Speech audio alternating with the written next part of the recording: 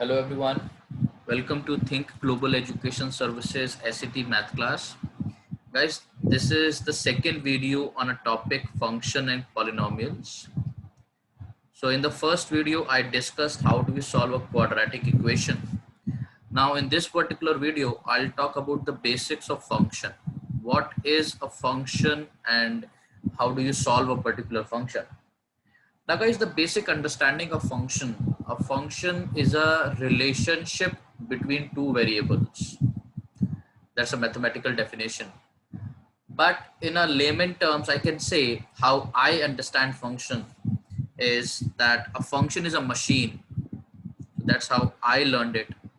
So let's say fx is equal to y, that's a function. So this is a machine. Now guys, this f has nothing to do with the calculation. This is the just name given to the machine. So there's a machine which has a name of f. Now then I give an input to the machine, and when I give an input to the machine, it will definitely perform a certain operation and gives me an output back. So every machine has a particular task. One machine can only perform one particular task. So I give that machine an input, it performs an operation on that input and gives me an output back. Now, as I told you, this f has nothing to do with the calculation. It is just the name given to the machine. So I can very well say like Sachin x is equal to y. So basically this is nothing, this is just the name.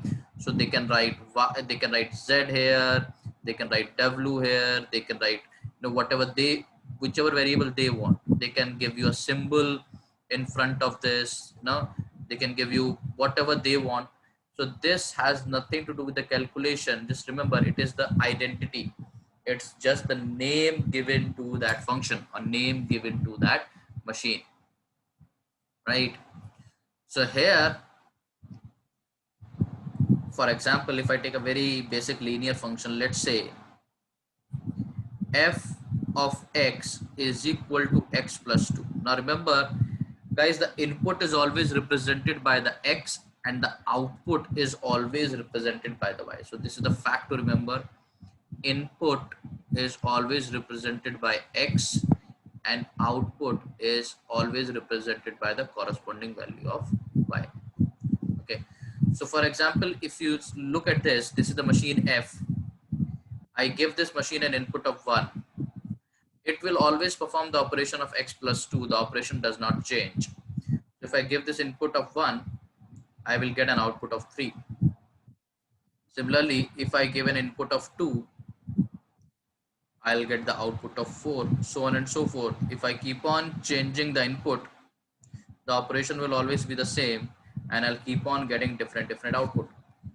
And that's how every graph is actually plotted. So this is x, this is y. Now that means when I say f of 1, if I say f of 1 is equal to 3, what does that mean? If I try to put it in the language, it's mean on graph f, if input is equal to 1, then the corresponding output will be 3. And remember guys, input is always represented by x and the output is always represented by y. That means if I want to plot this graph, if I give an input of 2, if I give an input of 1, I get an output of 3. That's the output I'm getting. Similarly, f of 2 is equal to 4. That means if I give an input of 2, I'll get an output of 4. Similarly, if I give an input of 3, I'll get an output of 5, something like this, right? And that's how a particular graph is drawn. And if I join the points, it will actually come out to be a straight line. And as I told you, this is the graph of function f.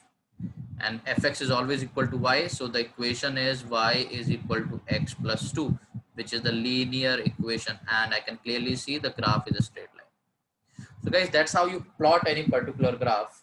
Just focus on the input and the output. If you give an input, you perform a certain operation and gives you an output back. The input is represented by x on the graph and output is always represented by y on the graph. So you keep on putting different inputs, you keep on getting different outputs, and that's how you plot the graph between input and output. So that's a very basic understanding of functions. Now, if you understand this, you can solve these questions in your SAT exam. So let's take few examples on functions and try to relate with what we just learned.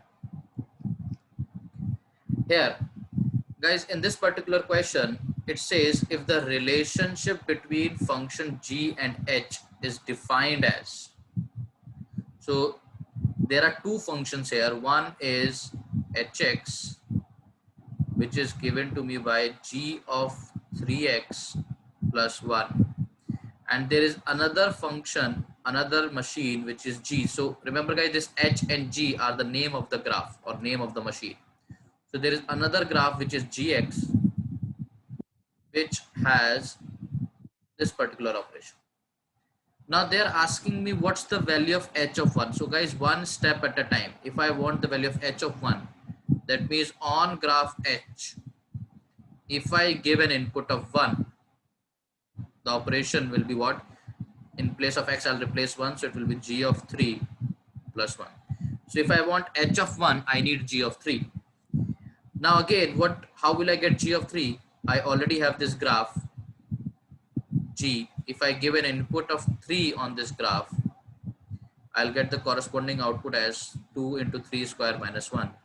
That is 18 minus 1, that will be 17. So that means h of 1 will be what? I got the value of g of 3. I can replace that value of g of 3 here. So that will be 17 plus 1, 18. And that's how I get my answer. So the questions are pretty easy. You just have to focus on the input and the output. I need h of 1. That means on graph h, if I give an input of 1, what is the corresponding output I am getting? That is g of 3 plus 1. And g of 3 can be figured out from here. I figured out g of 3, replace the value of g of 3 here, and we get h of 1. So let's take a couple of more examples. Now, this is another example where there is a function g, which has an input of x, and the output is x plus 2 whole square over 3. Now they are saying if g of m is equal to 3m, that means on graph g, if I give an input of m, of course, what will be the output? In place of x, I'll just replace the input with m. So it will be m plus 2 whole square over 3. So I just replace the input, guys. So just focus on what is the input. The input is m. The operation is always the same. So in place of x, I'll write m.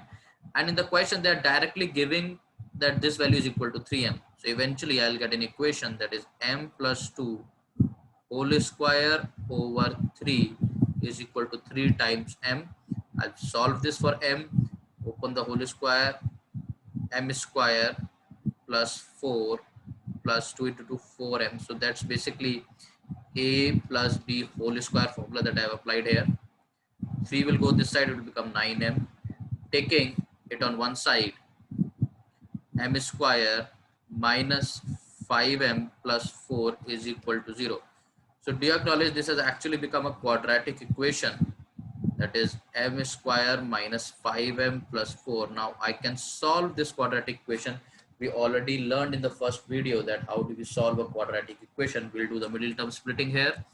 The product has to be 4 and the sum has to be negative 5. So if I say minus 4m minus m, so the sum is plus negative 5 and the product is plus 4.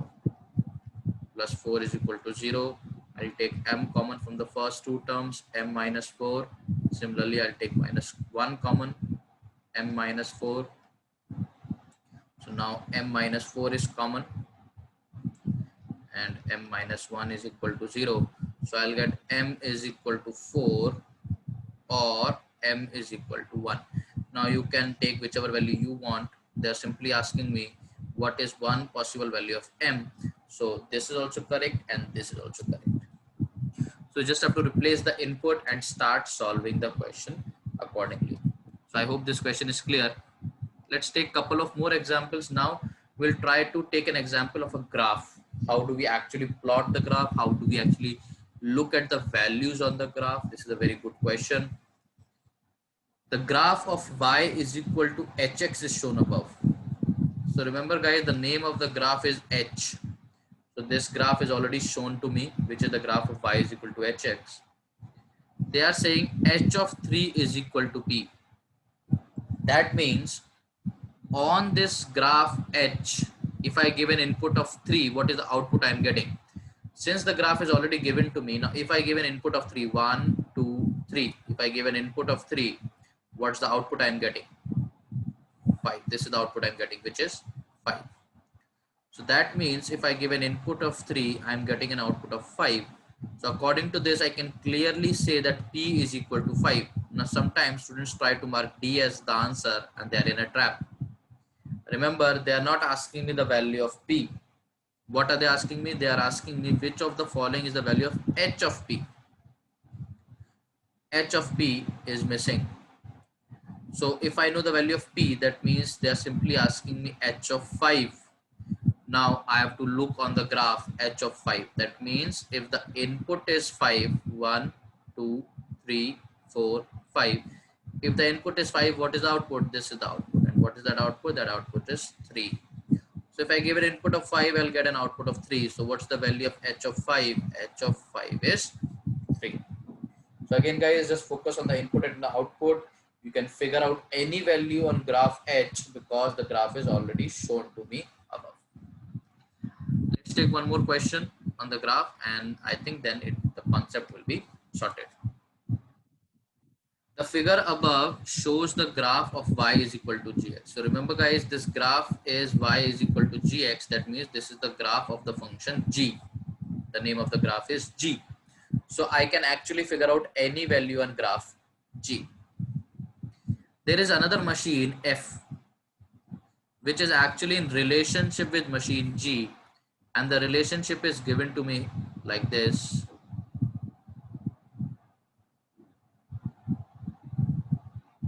So this is the relationship given to me. Now they are asking me what is the value of f of 2. Okay, so on this graph f, if I give an input of 2, so if I give an input of 2, it will be, replace the input, it will be g of 4 minus twice g of negative 2. So I have replaced the input as 2. Now can I figure out the value of g of 4? Of course, because the graph of gx is already given to me. So let me figure out the value of g of 4. That means on this graph, if I give an input of 4, that is 1, 2, 3, 4. If I give an input of 4, what's the output I'm getting? 1, 2, 3, 4, 5, 6. So you should be able to read the graph. If I give an input of 4, what's the output I'm getting? I'm getting the output as 6. That means g of 4 is nothing but 6. Similarly, minus twice g of negative 2. Can I figure that value? Of course, I already have the graph. That means on graph g, if I give an input of negative 2, that is negative 1, negative 2. If I give an input of negative 2, what's the output I'm getting? I'm getting this as an output, which is 1. So if I give an input of negative 2, I'll get an output of 1. Eventually, the value will be 6 minus 2, and that will become 4. So eventually f of 2 will become 4. So that's my answer. That's option number B. So I can figure out any value on graph G, and the relationship of graph G with f is given to me. So if I can figure out any value on graph G, I can figure out any value on graph f as well, because both are interrelated. So guys, I hope the concept of functions is clear. How do we read the graph? How do we plot the graph?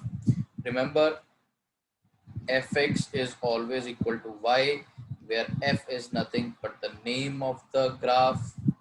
X is always the input given to the graph, perform a certain operation, and I always get an output of y. So input is represented by x, output is represented by y. If you just keep this in mind, you'll not make mistakes in the function. So guys, I hope you enjoyed this video. We'll all meet in the next video of functions and polynomial series. Have a good day, guys.